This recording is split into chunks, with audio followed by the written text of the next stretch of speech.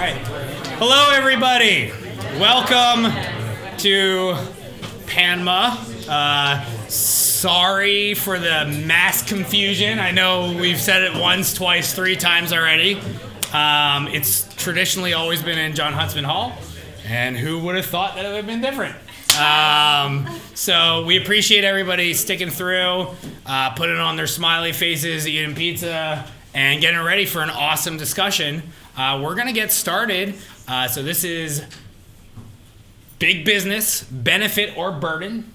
And we got a great group of panelists. I'll let them all introduce themselves and an awesome moderator. So we hope you enjoy.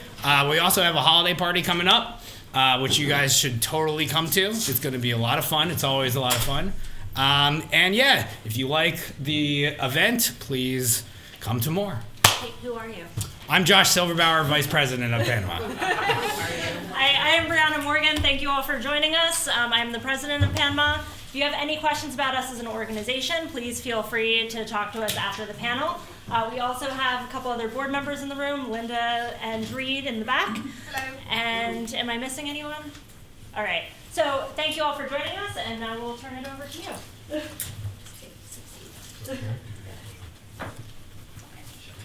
I'm sit between you all. Okay. Come on, I see. All right. You were going to go for that one. There you go. That's a good point. All right, hi everyone, welcome. My name is Fabiola, Cineas, and I'm the business editor at Philadelphia Magazine. And as Josh just said, tonight we're going to be talking about Amazon, which is everyone's favorite topic. I'm sure that's why you're all here. How many of you knew that there was an earthquake tonight? Okay, so I think that's even bigger than the room change. There was an earthquake in the burbs, and apparently there was like a fault line in Dover, Delaware that got set off, so that was rather interesting. But anyway, Amazon in September announced its HQ2 competition. So basically, they said cities were looking for a place to land our second headquarters, 50,000 jobs. Who wants it? So Philadelphia was one of the cities to submit 238 bids for the HQ2 competition. So before I let our panelists introduce ourselves, I just want to throw out 2 fun facts for you to kind of get us thinking about just the scale of Amazon. So the first fun fact is that on Cyber Monday, which was just a couple of days ago, Amazon hit its biggest sales day ever in history. So for all the years that Amazon has been around, Monday was its biggest sales day in history. So that means in late 2017, Amazon is still setting new records. And there were even analysts saying that Amazon for Black Friday accounted for about 50% of online sales, which is just out of control. And so Walmart and Best Buy were, for both of the days, for Thanksgiving and Black Friday, were the second and third competitors, but they honestly weren't even close to what Amazon did on Cyber Monday. So that was just this week.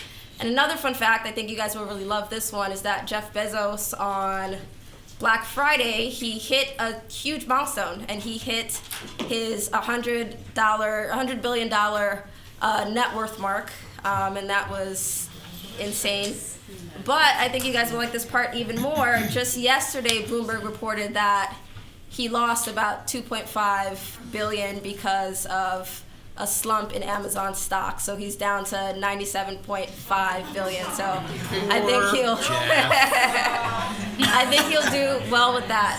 All right, so I'm going to start with my left. On my left, I'm just going to ask our panelists to just introduce themselves. They'll tell you their names, what they work, where they work, and just what connects them to the Amazon discussion. Hi everyone, so my name is Sylvie Howard, and I'm Chief of Staff for the city's Commerce Department, and I was one of the co-leads on the bid process with Ann Nevins from PIDC. So I was one of the folks in the war room, not getting a whole lot of sleep for a number of weeks. Yay. Brigitte Daniel, Executive Vice President of Wilco Electronic Systems. We are a minority-owned cable provider, probably one of the last African-American-owned cable providers in the country.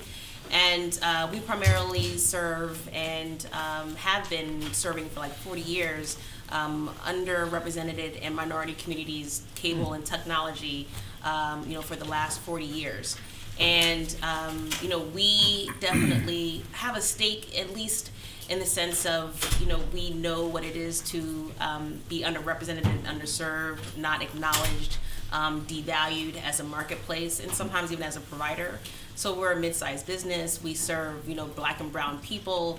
And if Amazon did come, we would just definitely want to make sure that it was, still business friendly for the businesses who are here, but also that our communities are still being served well and still at the table and still part of the overall implementation. I was in some of the videos as well, so that was definitely fun. Love being able to add any value or support to the great work that Sylvie and her colleagues did. But I'm very excited also for what could happen maybe here in Philadelphia. Nice.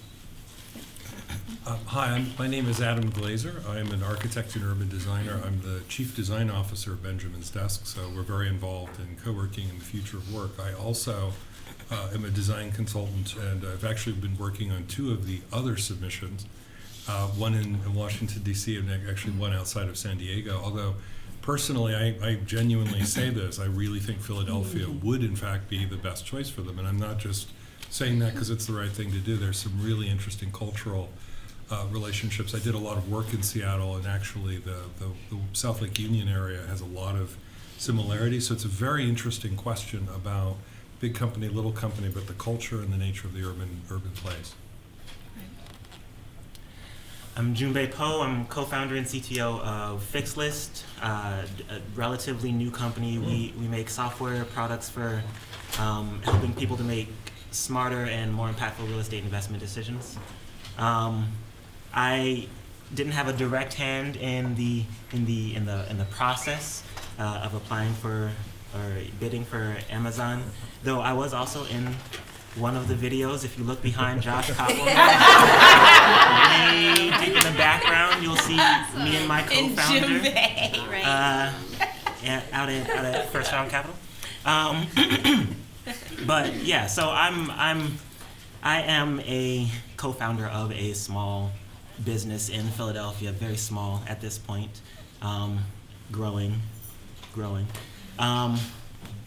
And I've been interested just in how the city develops for quite a while now, and so that's kind of my interest in being here, just keeping track of how the city, in particular the tech industry in the city, is developing, and with an unequivocally large tech company potentially coming into the city. It's fascinating to me, just the ways that might change the landscape. So.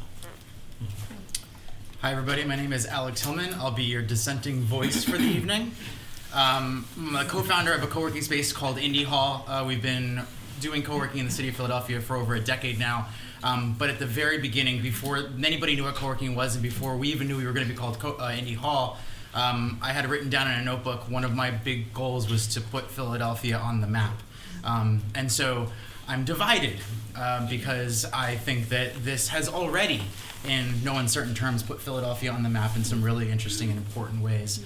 At the same time, I've spent a lot of time both within our own work at Indy Hall as well as the consulting that's taken me to all range of companies all around the world, including a lot of corporate headquarters, relocation projects, nothing of this scale, with a lot of focus on the cultural integration side of things. And I've seen things that make me anxious, and I care more than anything about the long-term future of Philadelphia from a lot of the perspectives that have already been shared here. But I'm excited to be able to share some of the things that I've seen that have led me to some of the conclusions that I have. Awesome. So I'd like to just give a rundown of the rest of the night. So for about the next 20 minutes, I'm going to throw out questions to each of our panelists. Then we'll have just broad questions for everyone on the panel. And then we're going to throw it out to audience questions. So you will have an opportunity at the end to just ask any of these panelists what's on your mind.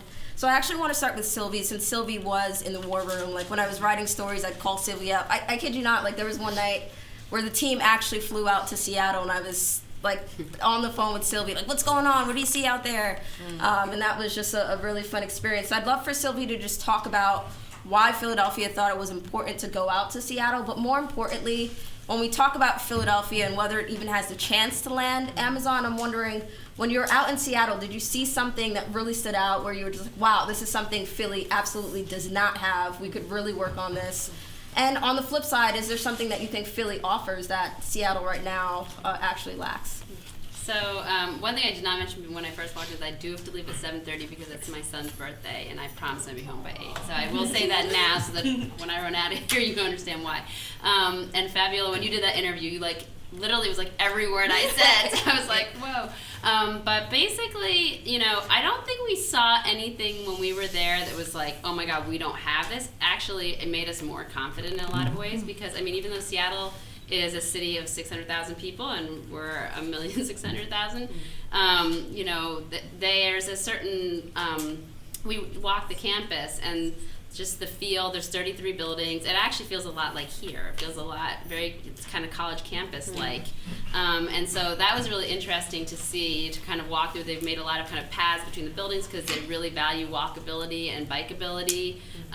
In fact, I'd heard that Jeff Bezos does these kind of Q&A sessions with his staff, and that somebody had said, because the commute's pretty rough from the suburbs, they said, I'm really tired of the commute. Why don't you put a building out in the suburbs? He said, it's not my priority. You moved into the city. I want us to be able to walk, from building to building. So that is really important to the company. The other thing, none of those buildings have a logo on the building that says Amazon. It's very, even though Amazon is so well known, they're very subtle in a lot of ways. And so that was just one thing. I think we'd heard, and I think when I went there, it was 2 weeks into the process, we'd heard, they don't like flashy things. They don't want to be sold to. They want real data. Give them the good, the bad, the ugly. Don't try to pitch them or sugarcoat it. They want to know, they know their data, and if you give them something false, you're out. So being there, I think, really helped reinforce, we shouldn't try to do any kind of really flashy video, and that's why we picked what we did, which was a website with data, with maps, story maps. We had a team from McKinsey that just was combing data, making sure it was super accurate, and helping us figure out some of the stuff we were saying before was not as accurate as we thought, actually. And then, the videos too, we wanted to make sure that the video was our opportunity to really show them, for them to see some of Philadelphia and to see our spirit, and that's why we had people like Brigitte and Josh Kopelman, and and we had Brian Roberts and Amy Gutman, and 33 different people got interviewed in 2 weeks. Wow. So, and that didn't just happen. We weren't calling and haranguing them. People stepped up. That was actually the most beautiful part, but I'll get into that later. But really, the community kind of groundswell, and whether that's because people love Amazon, which I don't think is the case. I think it's because people love Philadelphia, and they saw this as a real way to just put Philadelphia out there and on the map and show everybody how great we are. Awesome. So I do want to inject some other. Okay, so Alec Tillman, I recently discovered his Twitter feed, and it's my new favorite thing.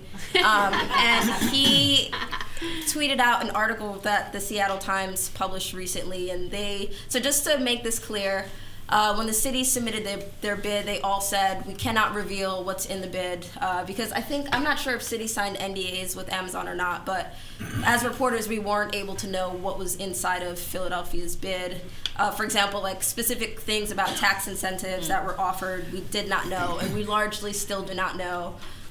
We have submitted right to know requests, and they are taking time, so we'll see what happens. So I want to say the only person who really knows is Sylvie, not to put the light on her. But, and we know that she has a birthday to get to. Please let me get home alive. So we currently do not know. However, there are about 30 cities we have found out what's in some of their proposals, because the right to know requests have come through. So I believe Chicago is one of the cities that we know was in there. So my question to Alex is, after hearing just all the effort and work that came out of Philadelphia, you as this outsider, right, you weren't really involved with putting the pitch together. So you as an outsider, was there anything that you saw that was just flat out embarrassing, anything that you thought was desperate when it came to cities pandering or trying to get Amazon? So I think Philadelphia's pitch avoided the visible pitch, I should say, avoided all those things. I don't know what was in the actual proposal. And what I think is interesting is I think a lot of other companies, a lot of us cities thought they were playing Amazon's game. by coming up with, whether it was the deepest tax breaks that they could, or in the article you're mentioning that I tweeted out, people were talking about offering the ability for Amazon still got to pay their taxes, but they can decide what it's spent on, like some really wacky stuff. But the pitches themselves, I've spoken to some friends who work for Amazon, and obviously they're not speaking on behalf of the senior executives, but they were surprised about this whole package as well. But the insight I got from them about what they thought Amazon wanted to see from the pitches was more creativity. And not to not hit it with stats and facts and numbers, because they absolutely do want that, but to really think outside of the box of what you could do with those things. And from the read that I got of the inside of the room, I think that we played it cool. We weren't too hungry, so to speak. So I didn't pay super close attention to the pitch. I saw way worse from other cities, so I didn't see anything that scared me. But I'm definitely more concerned about what's in the pitch, the actual business deal between the city and the company, than what was effectively like a massive countrywide, if not global, PR platform, both for Amazon and I'll say for every city that chose to play. So this doesn't answer your question directly, but I think the smart, like the fact that Amazon is giving all of these cities an opportunity to show what makes them them, I think we did an okay job. I think better than we would have even 5 or 8, maybe 10 years ago. I think that's true. But I think that's an area that Philadelphia needs to grow as a region in general, is getting better at telling other cities why Philadelphia. That's been like a repeated mantra for me for a very long time.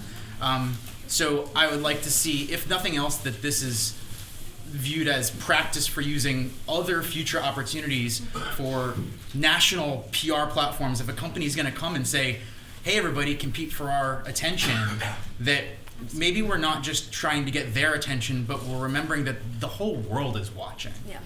So we actually do know 2 figures. So we know that the city of Philadelphia spent around $250,000 to put the bid together itself, and we know that after the bid was actually submitted, Visit Philadelphia, an organization here in Philly, or the tourism organization, spent $85,000 on an ad blitz. So basically a bunch of trolleys and buses in Seattle were outfitted with huge banner ads about Philadelphia. So anything on those numbers? The thing that I will say about that, and what I did see, is that they weren't advertising Philadelphia to Amazon. So specifically, they weren't advertising Philadelphia.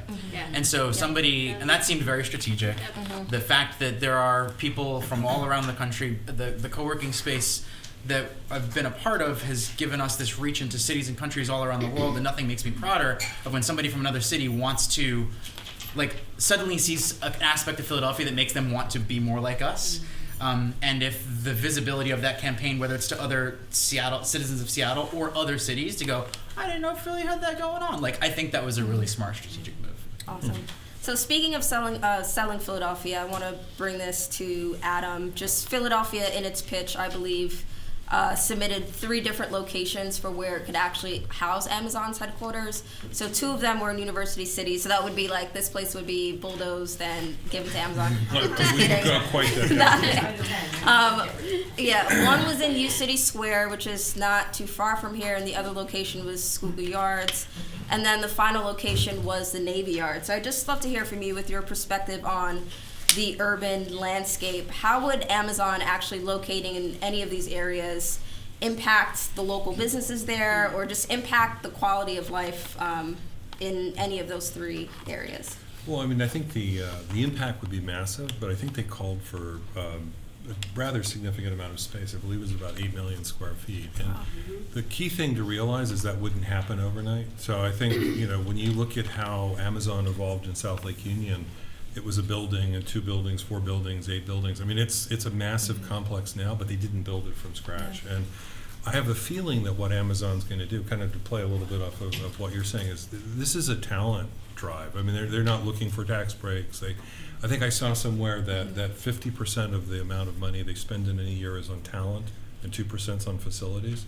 So if they were inclined to, they could do just about anything. So I think I can corroborate that a little bit as well. Like, they've tapped the Seattle area, and not just Seattle, but like the entire Pacific Northwest. Like there's literally nobody left to hire. Right, and I also think, if I may, there's a diversity issue too, which is Seattle is a city that's very dear in my heart, but it's a very particular place, and I have a feeling, from a cultural point of view, they're probably interested in finding a new talent shed that might bring some different perspectives. But they haven't looked at before, Yeah. or that's not represented as much as it should. Well, I mean, this is truly, and this is also true of Apple. It's a company whose Yes. reach goes beyond politics, it goes beyond gender, it goes beyond generation. I mean, my Aunt Judy, the right-wing fanatic, has an Apple, I have an Apple. We both use Amazon. I mean, there are these little things that tie us together. But to your question, I think the key thing is sort of where would their culture and the way they've operated fit? And before I answer the three sites, I would start by looking at what they've already done. And I think Jeff did a pretty bold thing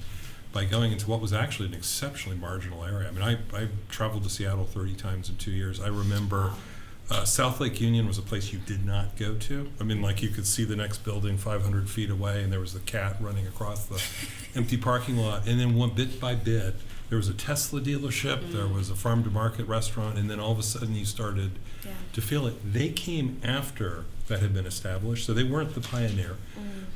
They came sort of small first, they built it up, then they kind of concentrated it. So I think they're probably looking for that kind of an urban setting. So I think although the Navy Yard's attractive, I think it's going to be challenging. It doesn't have really an operable transit option.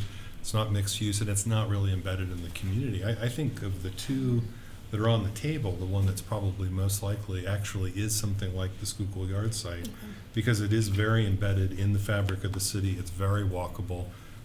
People can live in a lot of different neighborhoods. If you look at South Lake Union, it actually connects about 5 or 10 different types of districts. You've got people living in $2 million bungalows with the perfect landscape. You got people that are living in crazy, wonderful things they've built in warehouses, and so they're all walkable. And in about a 10-minute radius, you can get to about 5 or 6 demographic groups. So I think that site would be great. But what I'm also thinking is that what's probably going to happen is they're going to pick the sites based on the talent, based on where they really want to be. And I'd be very surprised if they don't come back and say, okay, we're interested in your city, but we've spent a lot of time doing homework, and we want to talk to you about where we might also be. And I still feel that they may want to and choose to want to be a bit more embedded in the actual community. And I wouldn't rule out the fact that they might distribute folks throughout the area. I mean, we talk about a campus as if there's a boundary with an Amazon logo. I think there's a really good chance they're going to want to look at this very creatively. And I think that plays to our strengths. I mean, it's a very interesting city with a lot of things to offer. I'm wondering, was there a location that you would have liked to see included in what Philly submitted? Well, actually, Roberto had interviewed me, and I suggested Callow Hill. And the reason I did that is Callow Hill is very similar to South Lake Union. It's different because the other thing you have to realize about South Lake Union is it wasn't just a locational decision. Vulcan, which was actually Paul Allen's development company, was really a powerful player in that. I mean, they're one of the most creative, dynamic development companies. And my understanding from people who've worked with Amazon is they're willing to say, this is something we're not really good at, but you're really good at it. So we're going to do what we do well, you do what we do. So you go out and you make the place for us. And I have a feeling, and that's another thing I think is a strength for Brandywine, is they would have a development partner that would be very serious. And that's also true of Liberty, it's also true of Wexford, but someone who's already sort of set a vision and says, you tell us what we want, we're going to go out and make it happen. But I think neighborhoods like Callow Hill that would tie together, the Fishtown area, Northern Liberties, go back down into Old City would be interesting. I'd also be very interested if there isn't some curveball they're going to throw at us. And so I hope if we get to the next level, it isn't just, okay, we're picking 1, 2, 3. It's let's really talk and let's really collaborate. Do you want me to? I can speak to a little bit the process for selecting those. So, so we basically, in the RFP, they have a lot of specifications around what would be, sort of like an ideal fit. It's not mandated in terms of requirements, but it was the 8 million square feet. It was having mass transit on site, a preference for sort of consolidated real estate, so consolidated ownership, and that's a big one. And so when we had actually a grid with probably like 12 to 15 sites, and as people sent us information, we were putting it on that grid, and we basically were ticking off all the different things. Another thing they were looking for were sites that had buy right, incentives. So that was a big one in terms of the sites that we picked. The Navy Yard and University City, and there was some legislation that went through during the process, sit on Keystone Opportunity Zones, which is a state program that offers tax abatements, if you locate in those areas. And we know that's important to them. So that was one of the reasons. Schuylkill Yards, the way we see it, like here in Philadelphia, if you know real estate, you might think U City Square, Schuylkill Yards, two different things. If you're not from Philadelphia, that's University City. Mm-hmm. They're so close to each other. It's we pitched it as two neighborhoods, and they said, give us your best sites, and they wanted a lot of specifications around those sites, a lot of renderings, stuff that takes a lot of time. So we kind of decided, well, actually a lot of cities did kind of do like scatter site everywhere, because I think they don't have the level of consolidation and ownership that we have, which is a strength, I think. But we said, well, let's just pitch, those two neighborhoods and those three sites, because you get 8 million square feet easily out of there, and you're dealing with one or two developers max, which makes it a lot easier. Yeah. Awesome. So I'd love to bring Brigitte and Mjumbe into this conversation just to get some voices on just homegrown Philadelphia businesses. So Brigitte, in her videos that she did for Philly Delivers, which was the name of the overall campaign, she talked a lot about how Philadelphia was like the best place for her family to grow its business. And that's music to my ears, because I speak to so many Philadelphia business leaders who are just like, Philly's the worst place to build a business. It's anti-business. I'm going to the burbs type of thing. So I'm wondering, like, during the course of this, right, it was 6 weeks where Philadelphia was preparing this pitch. Do you think the city actually looked at itself in the mirror to really confront this idea of anti-businessness? Like, do you feel like the Amazon competition has maybe... gotten the balls rolling on the anti-business discussion? So just to compliment like a couple of things that Sylvie and Alex said. So I think what the video did, and I thought it was the most beautiful part too, it was really bringing all of us together, meaning not all of Philly, but a good amount of the Philly business sector to work together and to collaborate and to get it done in a very short period of time. And we don't usually do that all the time. Like Penn doesn't mix with Drexel, Comcast doesn't really mix with a lot of, they just like to be, like everyone was really rallying, not really for Amazon, but really for Philly. Yeah. And I think that was a pivoting point for us, because we've done a lot of great stuff in the last couple of years, from not even just the Pope, the DNC and the NFL, but really like job growth, people retaining here in Philadelphia. There's been a lot of things that we really haven't taken stock of, or had the ability to just look and say, oh my gosh, we are not as, we're really doing things. And that's what the video did. And I think that's why at this point we were probably the most agile or receptive to changing some policies that we haven't really looked at before. Okay. Because if Amazon does say, here's round 2 that's come back, then that means that we have to seriously then say, well, what does our tax situation look like? What is the business tax going to be like? What's the wage tax going to be like? What are the incentives we have to really live with? Something that I really liked about also the video, and really this is my comments were, we're I say this all the time, we're a minority majority city, and I think we never really proudly wave that flag how we should. And to what you were saying, Adam, like I don't think Seattle's really as diverse as people think it is. Like you walk around Seattle, it looks very the same. Yeah, but all that to say, like when you walk in Philadelphia, you can literally see the UN. Like you can walk around and see a lot of different people. Oh, I think not now. Like for we've been it's been diverse for a very long time, right? Well, I mean, so that's part of why I think at this point we're at a really interesting position to make sure that if they do come, that we have the right people and or perspectives and or thoughts at that table to make sure that they are also following suit with our culture. I don't think we're the kind of city that's just going to give it up. I don't think so. I really don't. I think we have too much grit and passion for us to be like, here, take it all. But I do think that we are going to have to also show and advise and strategize carefully as city and government and business and community what that looks like when you come to our city, what those neighborhoods. You can't push everybody out, but if you can't, then how do we keep people here? How do we keep minorities getting more opportunities so they're not like stretched out of the out of the city? How do we keep housing? How do we keep just in sense of our culture? I don't think we don't.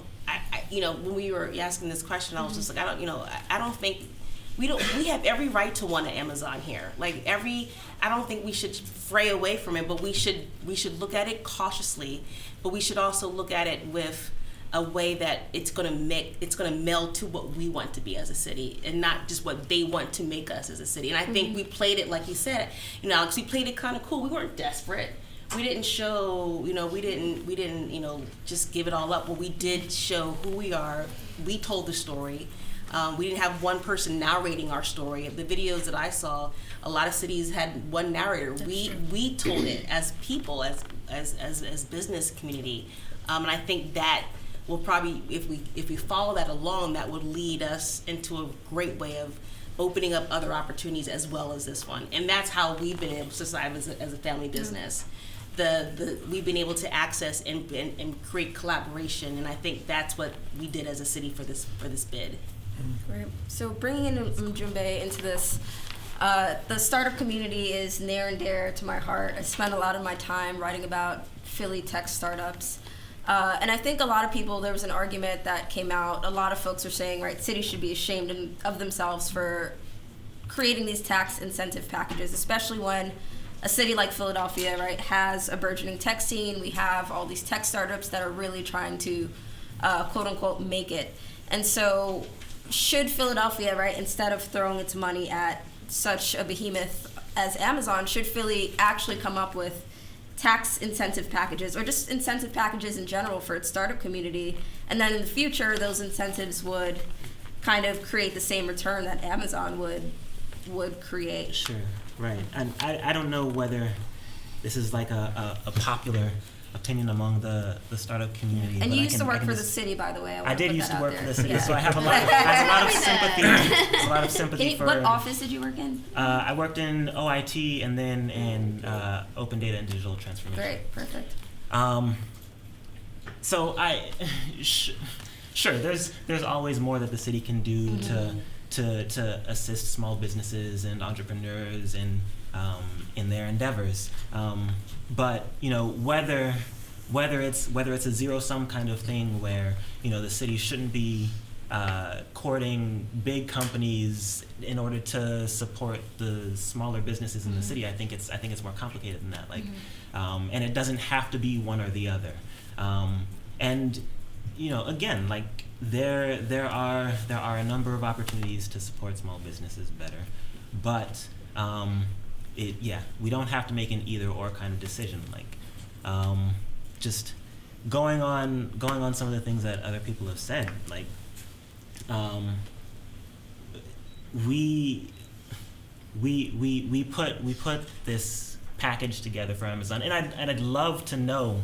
The full details of that package, as I'm sure all of us would.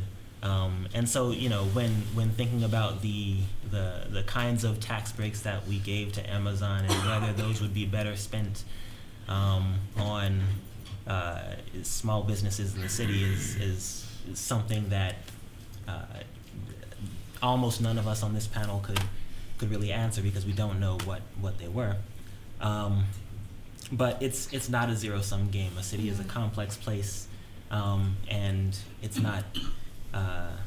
We don't have to make a choice between whether to attract large businesses or to support the small businesses that are. Well, do you feel like, I wonder if there was ever a sense of jealousy, like, wow, I wish the startup community could get fancy videos and show off what's happening here. Was there ever a moment where you were just like, man, I wish the city would really dig this deep and kind of put its startup community on a pedestal? I mean, I don't know. I feel like Don't you think they did? We did dig deep. Exactly. Yeah. This is too much, I would say. There were 96 testimonies from tech companies in their bid. Right. Part of this collaboration was talking with smaller tech companies about why they want to be in Philadelphia. And that kind of PR is going to help everyone. It's not just for Amazon, as people have said. It's for the city. Right. And do you feel like, if something I also write about is the lack of corporate partnerships, right? So think about a large company like Comcast. Has Comcast partnered enough with startups, or has Comcast done enough to become like the first customer of a lot of the startups? I'm wondering if Amazon were to come here, Sure. do you think they'd be open to those kinds of partnerships with Philly's tech community and startups? I mean, I can't really say what Amazon would want to do in that regard. I would hope that there would be plenty of opportunities to I would hope that if Amazon decided to come here, that would be part of the draw. Okay. And I feel like if Amazon did decide to come here, that would be part of the draw. Our talent pool is not just people that Amazon can hire, it's also people that Amazon can partner with. And people have different opinions, I don't know how many different opinions, but different opinions on Comcast and whether they do that well enough, whether they partner with companies in the city well enough. But essentially we have one data point of that size. And I can't unequivocally say what Amazon would do in that situation. Would FixList be interested in partnering with Amazon? Of course. Yes. Awesome. But that's Yeah. left to the future. One And of it our doesn't hurt to have more than one. Like Yeah, I feel like exactly. sometimes we're beholden, and not that there's anything wrong with that one, but I feel like when you have more than one, it's always beneficial to the consumer, or it's always beneficial to a city. It drives down cost. It creates more leverage, and I would love to see that us have more than just what we have right now for opportunities and for the spillage of all the other different benefits that might come outside of our current status and our current landscape. Absolutely. Yeah, there was one local startup. I'm not sure if y'all are familiar with Curelate, but I asked one of the people who worked there, like, would you want Amazon to come here? He's like, of course, we want to poach all their employees and get all the best people. So that was pretty funny. Village, right? Yeah, exactly. Luke. All right. Yeah, Luke, exactly. It was Luke. So I want to talk about the bad stuff, because I felt like earlier when Brigitte was talking about diversity, when she was talking about just what could happen. So I basically wrote a whole list of just the downsides and the consequences. Is I feel that what like you have written this is there? what I That's have all- here. Yes. So Wow. here are There's some. a lot of lines on that. Here are some things that could happen. So tons of ideas around skyrocketing rent. Just what would happen to our housing prices in Philadelphia. Displacement, right? This is something that's huge. It's already happening in University City. It already happened when, like, the Science Center, for example, was founded in the 60s. Gentrification. A negative impact on Philly's culture. So one specific point under this is, like, dating, right? So for those of you who are on dating apps, what's going to happen to your dating options is something that people have talked about, right? Are we just going to have a bunch of tech bros to swipe left or right on? Just Right. this idea of Amazon having Philadelphia in its pocket, right? Will Mayor Kenny, be beholden to Amazon? So, for example, Philadelphia Magazine recently put out our list of Philadelphia's 100 most influential people, and the number one person on the list was the number one person was Brian Roberts, who was Comcast CEO. Number 2, we had Amy Gutman. Number 3, we had David Cohen, another Comcast executive. And then number 4 was Mayor Kenny. So it's just like, who would be running the city? Another downside could be a bigger gap between the haves and the have-nots. So would Amazon, right, be bringing these high school jobs that only certain people, right, with certain skills will be able to get, and people without those kinds of skills just see ya, goodbye.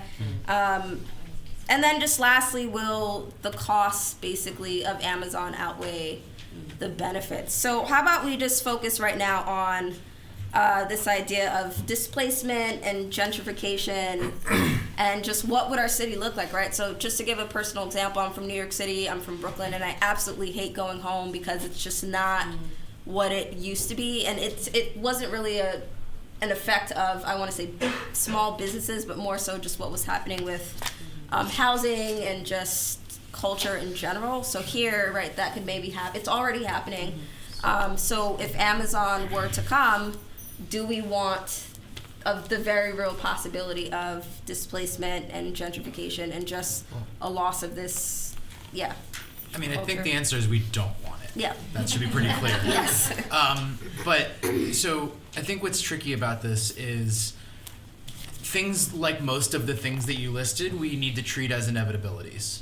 Like, they're going to happen. If we are chosen, if we win, I think whoever, honestly, so my broad opinion is the city that wins will also lose, right? The number one city will lose, and the odds of them gaining beyond that are slim. It's not that there aren't gains. I don't think the balance is there for a very long time. However, the much closer perspective that I have that concerns me about the displacement was one of the earliest projects I worked on is for an Amazon subsidiary called Zappos.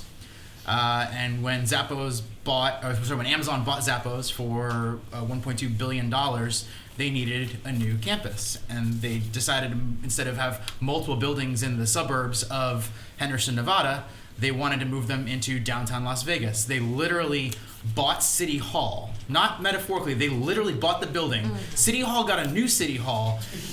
Zappos completely retrofitted the building that was once City Hall to be their primary campus headquarters, and then continued to build, or at least attempt to build, up a cultural infrastructure around it to turn what was sort of what they would refer to as a troubled area that their employees did not want to go to into a place that their employees want to go to, which the subtext there was, there's nothing here, so let's make it better.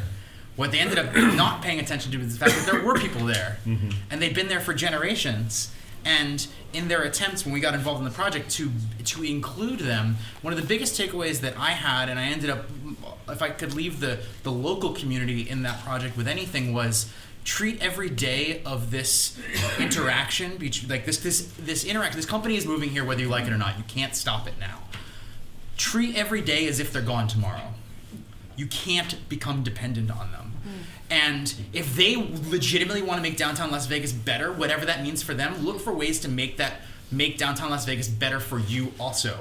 And make sure that however you're doing it doesn't get worse the second they change their mind, the second they need to put their resources somewhere else, or the second that they decide that this isn't working and they're diverting their resources elsewhere. The project has got a pretty sordid history that we don't have to focus on tonight. But watching how a technology company that thinks that it understands place treats place scares the shit out of me. And I think Amazon is smarter than Zappos. That's not true. I should say Amazon is not smarter than Zappos, but I should say that they've learned from their mistakes. They've made more mistakes to learn from. I hope they've learned from their mistakes. Zappos was making those mistakes for the first time. Right. So if we're going to do anything, I think we should treat these problems as they're going to happen. And how do we interact with the city, if we get picked as a city with this company, in a way that we can sort of cap the downsides and build that into whether it's the relationships that our city government has.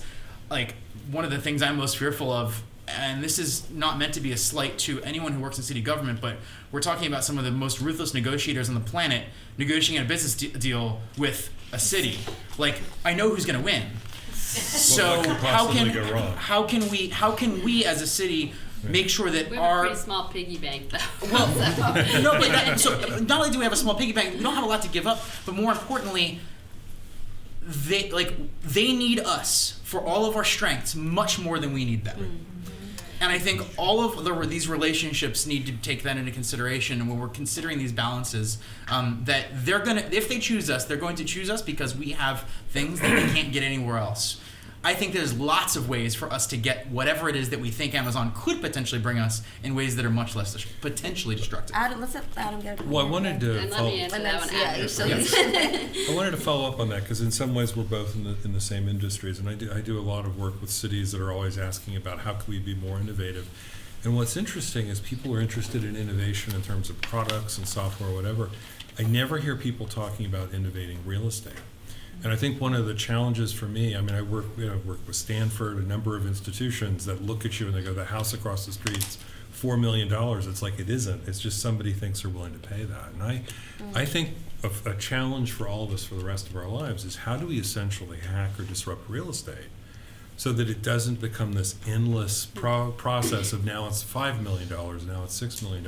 And I think, while they don't admit it, most of the tech companies, a lot of the talent-driven companies I work with are like, they're scared shitless that at the rate they're going, in 2 or 3 generations, it will be inaccessible to live in the Bay Area or to live in Boston. So what's funny about Philly is it's always the freeze-thaw line. It's either the most expensive cheap city or it's either the cheapest most expensive city. I don't know which. But I would sort of play offense on this and say there's a relationship between innovation and technology and real estate, and Philadelphia can be the laboratory for figuring that out and making it more equitable. And I think that Philadelphia's strength, beyond the fact it's a freaking amazing city and a wonderful environment, is we do have a diverse community of people who can actually step up and say, here's what success looks like. And so I think rather than pick me, or, oh geez, Austin's leading, how can we beat Austin? I think we pivot and we say we are an amazing community of people. Technology plays a role in our lives. Real estate plays a role. How do we get in front of it? And how do we make the greatest number of people win? Instead of playing the game of what do you want, maybe I can come up with that. So I think there's an opportunity. I mean, our industries are about basically crowdfunding real estate and thinking of the transaction very differently. And part of why people chase places like Amazon is they can write a check for several $billion. Developers can go, well, then I can build a big building. That's kind of why I want to sort of step back a bit and go, is there a more equitable, thoughtful way of embedding a group like that? So the money isn't going to the buildings or the incentives, it's actually going to the community of people that build around it. Great. So Sylvie, you have about 5 minutes before you take that. Yes, thanks for that. So, I mean, I guess, God, I have like so many thoughts in my head. I think, I sort of come from a lot of different perspectives so on the one hand, like from working for the city, you get a real understanding of our limited resources. And, we have a $4 billion annual budget. New York has $80 billion annual budget. We have 26%, just about a 26% poverty rate. Our unemployment rate it's like 6%. Other cities today, I went actually to a conference about incentives in DC, and cities were talking about 2.7% and 4% and 3% unemployment, and so we're the poorest big city. We have a lot of struggles, and as a city, when you're poor, we have to provide more social services because of that, and we collect less in terms of taxes. And one of our most important taxes is the one that businesses hate the most, which is the wage tax, which is like 40% of our revenue. So when we look at business attraction, everything the Commerce Department does at the end of the day boils down to jobs. We want more jobs in the city. We want people to get employed. We want to bring jobs because it brings more revenue. And at the end of the day, what we're thinking about, and I can speak for Rob DeVoe, our finance director, who would be one of the people who would be negotiating. At the end of the day, when I talk to Rob DeVoe, he says, okay, if we do that, that's less money for our schools. Like, everybody is thinking about, those important elements. But I will also say that I think economic development is so complicated in the whole notion of gentrification, because I hate displacement, but I also know I grew up in University City. I grew up there my entire childhood. When I lived there was not one cafe, houses were cheap, there was not a good school, and then my parents still live there. Their house is like 7 times the amount that they paid for it, but there's a good school. And I don't think I would say, oh, I'd rather it be cheaper and there isn't a good school and there are no businesses out there. It's confounding. But I also think it's not fair that people who live beyond this boundary can't get into that good school or don't have access to good school. But I just don't think it's so simple as like, if Amazon comes, all the property values rise, and we're shit out of luck. Because it's just, we can't be fearful of economic development, because we get left behind if we don't try to work with those opportunities, mitigate all the risks. But we need 50,000 jobs. They would come like in 2,000 to 3,000 a year. They wouldn't all come at once, and they'd be created. And we have lots of people here in universities that would stay, and they've been staying more than they did before. So it's yes, property values would go up, absolutely. Property values would go up, and some people would be really happy about it, because they've been living in those houses, and all of a sudden they see their property values go up. And people would also have access to Loop, which is long-term homeowner, Expires this year or next year. It's like well, we'll see what happens with that. We have a very progressive city council. We'll see what happens. But, I don't know what's going to happen with that. But I think those are all, like, all these discussions are super valid, but it's just it's complicated. You can't turn away from those opportunities. We can. So, Can we? If we're talking We about can. to win, but like we can say no. We can't pull ourselves Sure. from this. Like, that is Right. impossible. If it's a losing proposition, So let's, There's gonna be questions. yeah, let's bring. The person's leaving, so then it's hard to ask the questions that are about the city. I apologize. My son's 10th birthday. Yeah, she's. You can find me later. Just 3 minutes to ask questions to the person that's leaving before we continue with the. I think I would like to give Mjumbe a quick moment to talk about, and then we can open up for questions. So if you just want to respond, I understand. I just want to give him a point. Go ahead. I mean, I can make my point after the questions if that's You sure? Okay. So Yeah, I'm fine. who would like to ask Sylvie a question? Yes. Right. So on Monday, I was to the affordable housing city council Yeah. meeting. It was a disaster. It was a total disaster. There was over 100 community members there saying, we need this bill to pass or something like it because we need money to go into the housing trust. And I sat behind the place where they stand and do their testimony. Yep. As the representative from the BIA, the Building Industry Association, said flat out, point blank, if this bill passes, we will stop development in Center City. And the bill's on hold, right? They're rediscussing it on Monday. Mhm. This is after all of the actual teeth were taken out of it in July, when the developers, the real Dranoff and the BIA and all these real estate developers got up and said, oh, we can't have this, you're gonna make us pay money, and we don't wanna pay money for affordable housing in different parts of the city. We wanna focus on Center City and University City where we're developing. Well, the reality is this city is a whole entity. And if they're developing in Center City, I wanna know that North Philly's gonna benefit. If they're developing in Center City, I wanna know that Elmwood is gonna have a better school. And I think that's a fair thing. So if the city council doesn't even have the cojones to stand up and say, look, we need money for the schools, we need money for affordable housing, the housing trust is like tapped. We need to make sure that people have a place to live. When we're just talking about welterweights like Dranoff, what's gonna happen when Amazon comes in? They can't even stand up to a South Philly boy and say, no, dude, you don't get to build the biggest building in Philadelphia right now. Sit down, we need money for the housing trust. Like, they can't even say that to him. How are they gonna say that to Bezos, who's worth $100 billion? Well, I can tell you that process is actually moving at lightning pace in comparison to a lot of bills. The fact that Maria introduced that bill at the very end of council and that I already had a hearing is really fast, and then those amendments happened last week. So I think it's kind of legitimate since the amendments happened literally the day before Thanksgiving and no one had time to really read or think about them or talk about them, to ask for another week to discuss them. And the fact that we're talking about affordable housing and everybody is saying we want to do something about affordable housing, we just need to figure out what it is. So I actually would flip it and say, this is actually us talking about affordable housing and discussing doing something about it. I was in Seattle for And I don't think it was a disaster, actually. From 2005 to 2010. I'm from here. Mm-hmm. I went there to school. I saw in real time what happened. I've seen all of my friends, everybody that I knew. I lived in Rainier Beach and I lived in the Central District, and I've seen every single person that I knew in Seattle has had to leave because you need $83,000 a year to afford to live in that city now. So going into this thing with Amazon, we need to have it in place. Like you're saying, we need to have these affordable housing measures in place. We need rent control, we need mixed income, we need the developers to sit down for a minute because they don't actually personally need that much wealth, right? They don't. I mean, there's a certain point where you get rich and that's great, and then it's like, okay, you don't actually need this much money.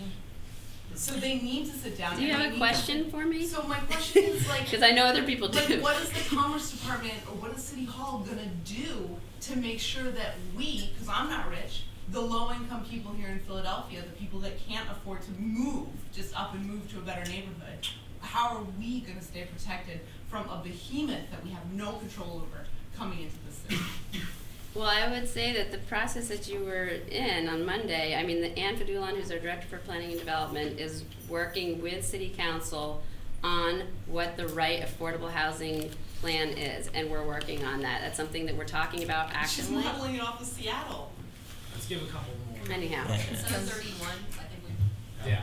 All right, we have one right over here. One more question Yeah. for Sylvie. I noted that you said that you took a tour of Seattle, but you didn't say what the demographics were, or did you talk to any citizens in Seattle what their impression of Amazon was, or did you just get the perspective of them? And you also said that Amazon is interested in buy right incentives and tax abatements. Yes. And I live in a community where we have some small developers, and the buy right incentives have gone awry because the community, even with input, doesn't get heard. It's like the developers have the rights and you don't have any. So how is the city going to put the people first to say, not to come, but these are the things that you're gonna mandate? And I still don't understand the tax abatement to people who are gonna earn money and be able to pay the taxes instead of pushing it off to the homeowner. So to answer the first part of your question, I mean, we were literally there for like a day and a half. So it was mostly about, we walked the campus, we met with some people that have worked with Amazon, that have done development or done business with them. We weren't actually allowed to officially meet with any Amazon folks because they weren't doing official visits as part of their process. And anybody we've talked to, we asked them about, what do you think of Amazon? I mean, it's the talk of the town everywhere, honestly. And Seattle themselves was applying. So, I think, and there are mixed perspectives. Certainly, there's mixed perspectives. I mean, there's people that, say, well, since Amazon came, there's a lot more businesses that have come. This place has changed. There's more traffic. There's, the real estate values have gone up. There's, there's people that say, well, there's, now we're like a super tech hub and there's lots of jobs. I mean, it all kind of depends on people's perspective. It's not a panacea. I'm not saying it's all, perfect in any way. In terms of abatements and incentives, so the thing about incentives that's, it's frustrating to me, but it's the way, it's the game. It's the game by which we play. And I didn't invent that. Philadelphia didn't invent that. But at some point in time, we started offering incentives. Cities and states started offering incentives when companies were looking to relocate, to expand, to come into a market. And if you want to compete, which is what you guys all saw publicly, and this is the work that we kind of have, day by day at a much smaller scale, is when companies are looking, you kind of have to offer them something, especially when you're in a position like Philadelphia where we have a horrible tax environment for businesses.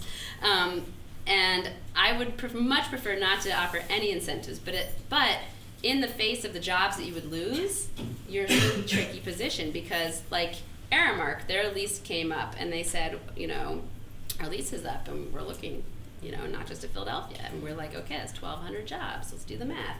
That's that much less revenue that's going to go to the school district and that's going to help us with the homeless and, and all the really, really limited resources we have. And you're like, we want to keep them here. They're one of the 3 Fortune 500 companies, and that's not a lot for a big city like Philadelphia that we have. And when there's a couple of those, more come. So it's just, again, it's it's very dynamic and complicated. Thank you, Sylvie. Thank you.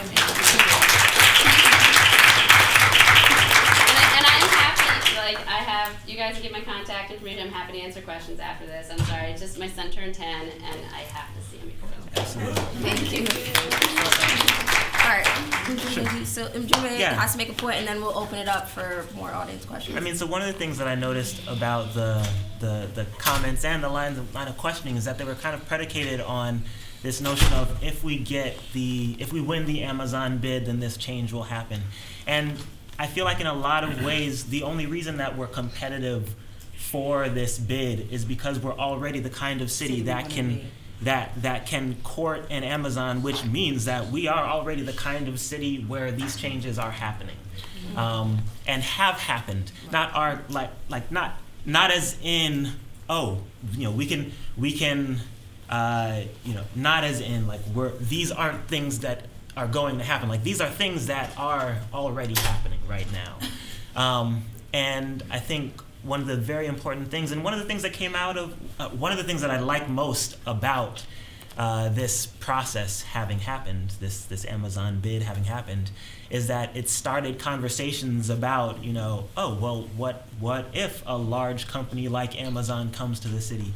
Because it's not as in it's like a 100% eventuality, but it's a high likelihood. This is the kind of city, based on changes that have been happening in the last 20, 30, however many years. I grew up in University City too, and I've seen the changes that have happened out there, and you can see changes happening all over the city.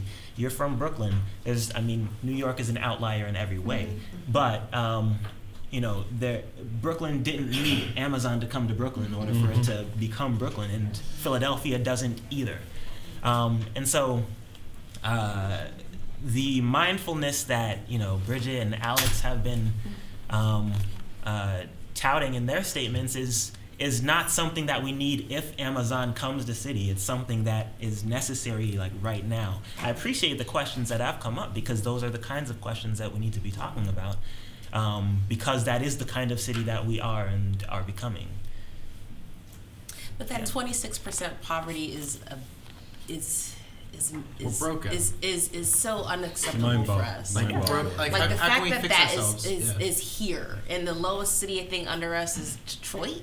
Yeah. Why? How did we get there? And I'm not saying Amazon is the answer, but it isn't a bad way to probably try to tackle that and really rise to where we should be amongst other urban, similarly situated cities. I have a super wacky hypothesis that I just like. It's the thing I've been thinking about the most is how do we make the most of this process to our benefit?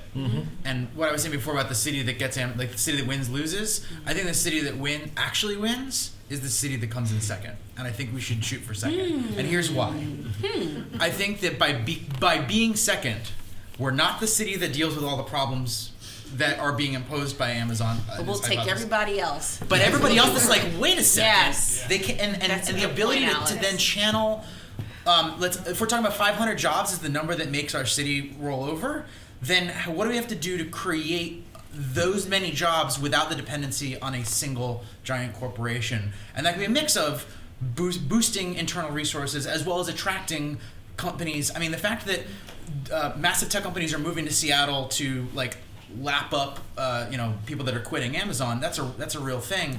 But I think that there's lots of companies that aren't necessarily an Uber scale thing, but there's companies that they employ hundreds. We don't have any, and I actually don't even know the number. I can't think of enough companies that are in the 10,000 employee range. Like, what if we had 10,000 employee companies coming to Philadelphia instead of 50,000? Could that feel safer? Maybe. And I think that those 5 companies would not have the amount of bargaining power that one 50,000 job company does. So I'm thinking about how do we shoot for number 2 and then use it as a platform for distributing the 50,000 jobs that are, if that's this new magical number, and attracting them in a way that actually potentially helps solve some of these underlying issues. Well, I sort of agree with that, but there's one challenge. And there are actually very few companies that are doing what Amazon's doing. I mean, the thing that's striking to me is Amazon's process is actually very old-fashioned. Most companies are getting smaller. Most companies are shuffling around. You see a company like GE decide to move its headquarters to Cambridge. It looks like they're moving to the city, right? In fact, they're taking a massive complex in Connecticut, shrinking it, changing the nature of a workplace, and basically saying, where we are. So I think Amazon is one of the few companies. I mean, maybe if an Apple decided Cupertino is overrated, but I don't think this is actually very typical. It's an outlier, to use your phrase. So I think that what's going to be interesting, and kind of to your point, is that we really need to be thinking about what is our future? Like, what's a sustainable economy look like? What kinds of companies? And then we should look through that filter. And if Amazon's not the right answer, then we should kill ourselves to take them, or vice versa. But what I'm not hearing is that we've not stepped back and said, what does a successful model for this entire city to apply. Yeah, agreed. Great. So I'd love to open it up to more questions. Yes. So, in regards to the whole unacceptability of poverty rate in the city and, just the whole rhetoric around Tale of Two Cities, and something that very much that is also falling along racial lines. That's something that the Amazon proposal, and I read the whole 85 pages of letters of support, and again and again and again and again, people talk about the regional college-educated talent that Amazon will be able to draw from. What is not mentioned anywhere is that the neighborhood that directly abuts the University City site, Mantua, Pelton Village, all of those census tracts, and if anybody wants to check it, it's on the Philadelphia Delivers map, all have a below 10% college graduation rate. And so the neighborhood that will be most directly affected by Amazon potentially moving in has people who, based on how people are talking about it in the proposal, will not have access to the benefit, or not even in the conversation around, oh, look at all of this college-educated talent. And that's not something that is just Mantua, right? That's all.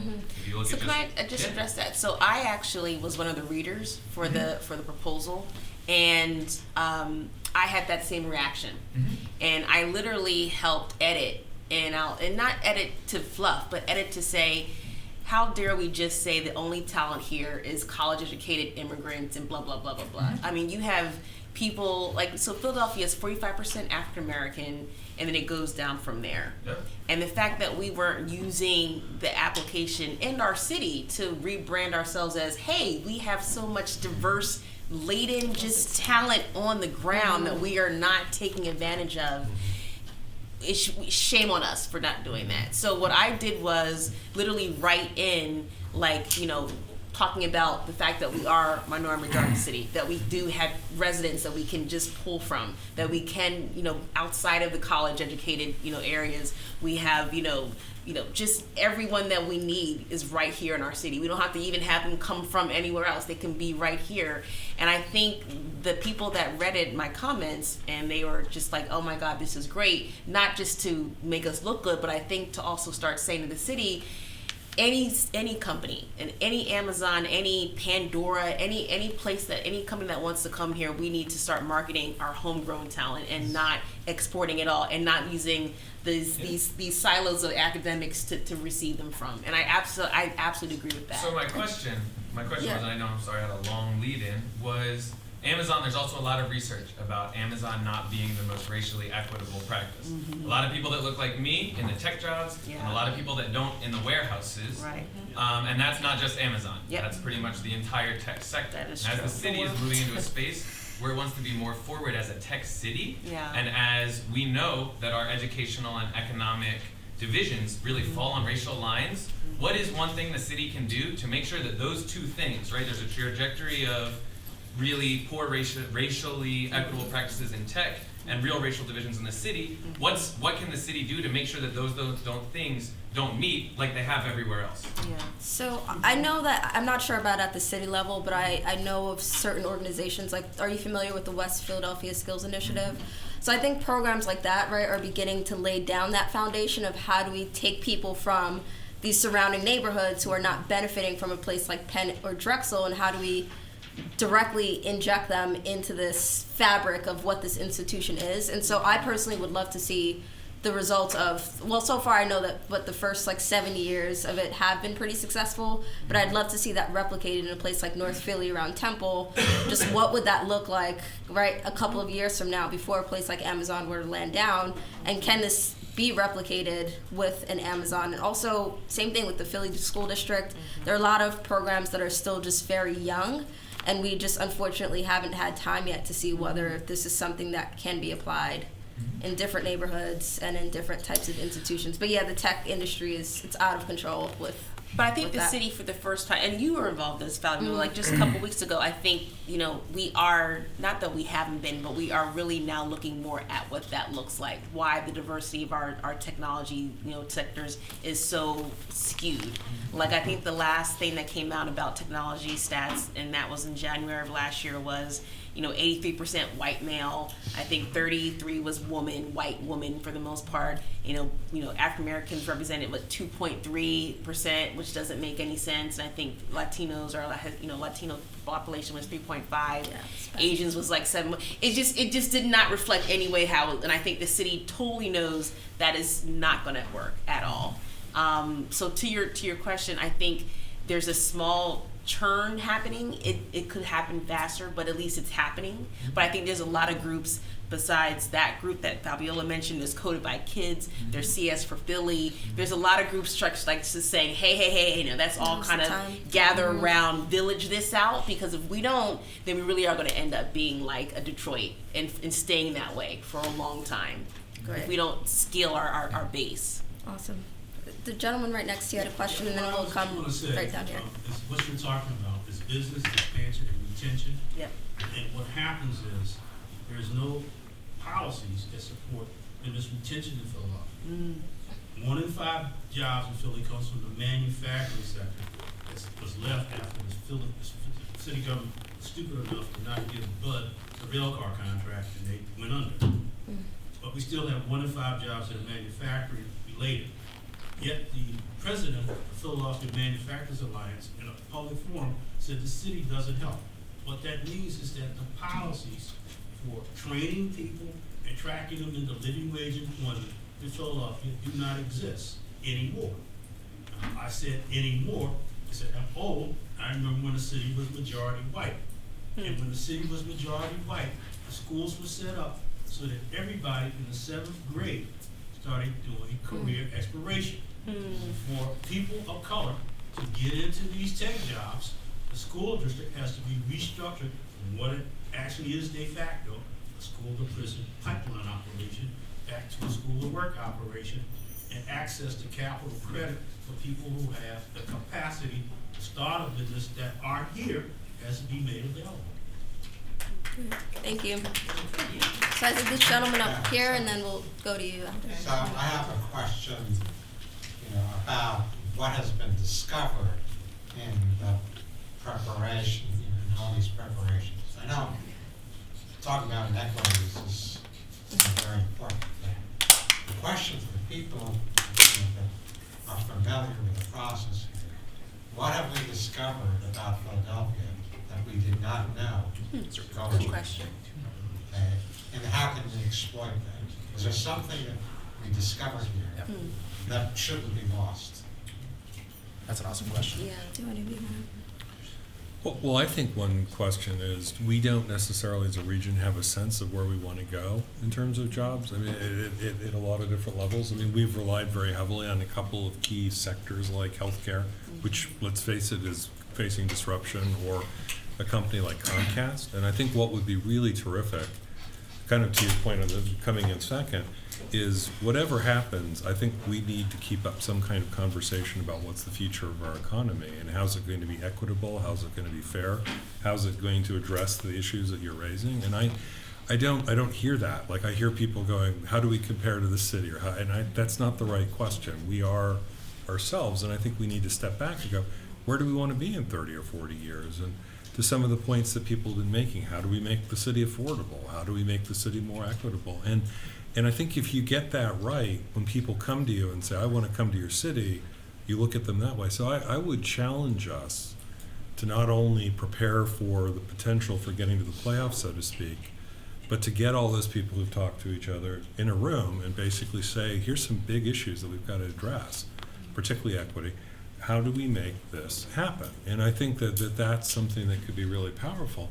And that would be very beneficial regardless of who comes. I mean, I'd like to say in 2050, here's what a really strong social network economy, support our kids, get people jobs looks like. And then work your way back from there. You can't do it by answering the phone and saying, oh, somebody wants a site. You have to say, this is our vision for the city. And Philadelphia should do it. I mean, I totally get heartbroken by those statistics. But I look at them slightly differently. I look at this as a city that hasn't chased most people away. I mean, I lived in Boston, and I'm sorry, Boston's a segregated city. I mean, it may as well be South Africa. And Seattle's halfway there. And so I look at those places, and you could talk all you want about how great they are. They're not great because they're inherent social assumption. is not equitable. So I think Philadelphia has the potential to step up and question tech in a good way, like what does good tech look like, as opposed to a white guy talking about exiting and a Porsche. What does it look like for people who aren't currently in the conversation to be in the conversation? And Philadelphia is really well positioned. If we do get to the table at Amazon, the position shouldn't be, what do you want? It should be, we represent what America really needs to be. So let's have a conversation about how somebody like you, and I'm not pointing at you, and us, how do we make this happen so that we don't become like Seattle and we don't become like Boston, where if you don't make $100,000 a year, you're pretty shit out of luck. And I think what we learned by Amazon, at least the process, was that we can work together and that we can have these kind of conversations across the aisle, across sectors for a common goal. Because I don't think we really ever had that opportunity to do that in this short period of time, in this most effective time, in a very long time. And if this opportunity, or if we come number 2 or we don't, which I love this idea of number 2 being number 1, but if we are able to become number 2, then we really get the chance to sit down and have a lot of cross-perspective sector, industry, knowledge, community, as well as just government, to really sit down and think, how do we want to really be in 2030? Right. I would build on that as well and say, to put ourselves in another hypothetical situation where we're imagining what our city looks like in 50 years. What if we did have the cojones to sit down with an Amazon and say, we have all the bargaining power. These are the things that we want a giant company like you to give us to make our city better. How are you going to help make Philadelphia better? And it might be stuff, most of it's probably going to be stuff they would never do, but it may lead us to some clues for things that we can turn to our existing business community and say, hey, business community, would you like to help make Philadelphia better? Because I think there's a lot of people that would. So just use it as a thought experiment. I agree that the proposal has created this thought experiment that, at least on this scale, we haven't seen before. At least not my involvement in observing the communities that I'm a part of, and they so far from represent the entire picture for the better part of a decade. To have those thought experiments, to be able to look at our city as a laboratory in our minds without having to test people's realities, I think is that little microcosm can actually be a really powerful tool. And how cool would it be to have like an annual event where we invent a giant company that's going to come here and offer us something, and we figure out how to pitch them to be number 2 again. Great. I promised you a question. Probably one more question. We have to be out of here. Okay, I promised you a question. Yeah. Actually, Okay, and then. 2 comments based on things we've had.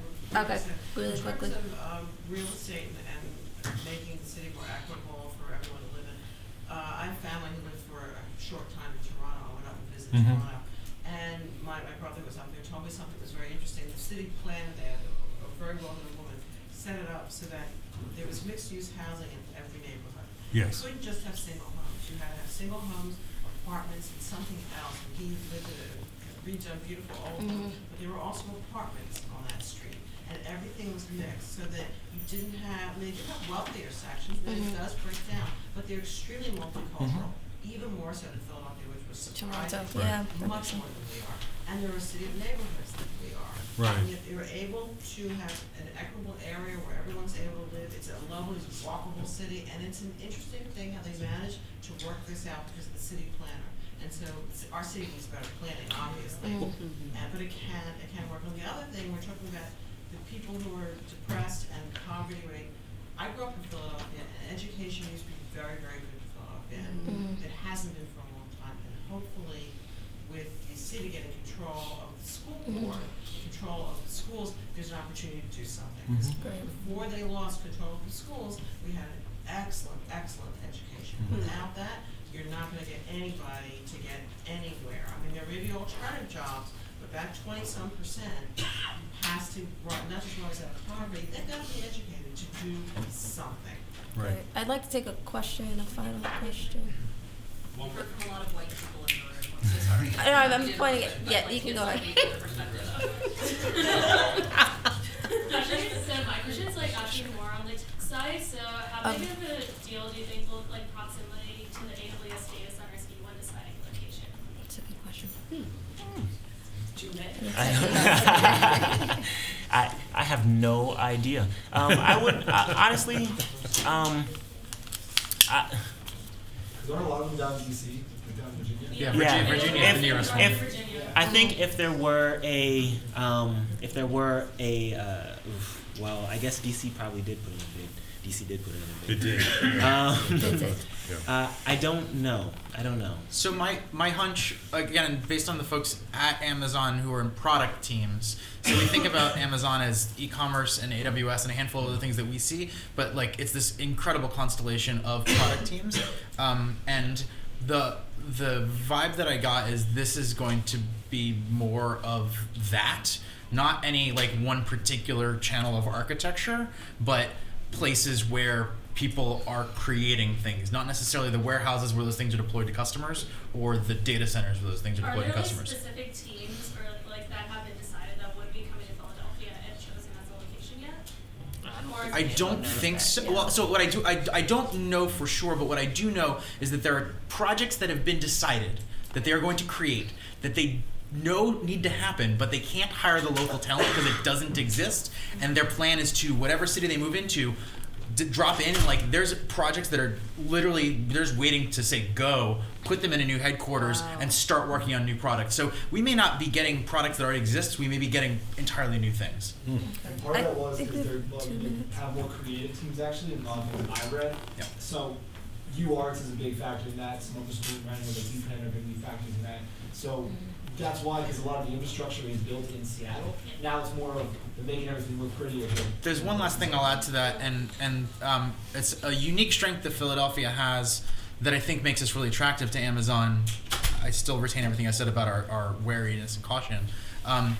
Amazon employs so many people in Seattle that they can create products that they only sell to Amazon employees who live in Seattle, and that becomes a large enough business for it to be worth to continue to do. Which means they're creating products that are very difficult to deploy in real cities around the world that aren't full of Amazon employees. So being in a city where they can test bed real products with a diverse culture that doesn't represent any one industry or any one cultural background actually makes Philadelphia an incredible test bed for products that another reason I have a spotlight on us, products are rolled out here, they find out how to make it work, and then it ends up in other cities. Guys, thank Great. you.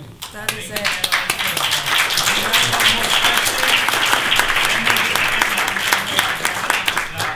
And we will send them to the panelists and they can answer if they like.